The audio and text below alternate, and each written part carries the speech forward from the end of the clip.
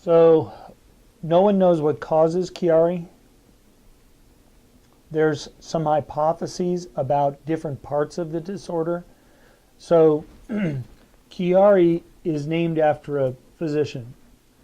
It's confused but is synonymous with what's called Arnold-Chiari syndrome. So Arnold is one physician, Chiari is a different physician. For a long time, they shared credit for the description of the disorder. In the last decade or so, the Arnold part has been dropped, and it's just known as a Chiari malformation because it was Dr. Chiari who really did the primary work. There's 4 types of Chiari that are listed. So type 1, type 2, type 3, and type 4. They're really different disorders, all in a common location.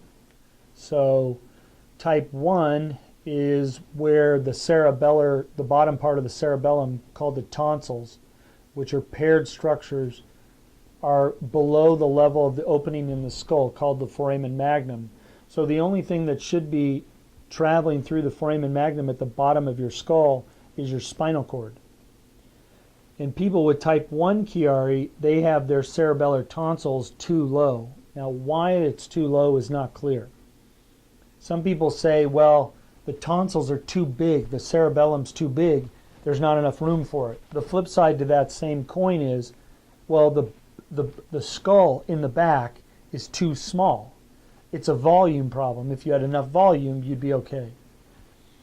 No one's sure which of those sorts of theory is correct. But it seems as because there's too much tissue in the hole, you don't get good circulation of spinal fluid. And you can get disruption of that circulation, which can cause neurologic problems. But that's type 1. Type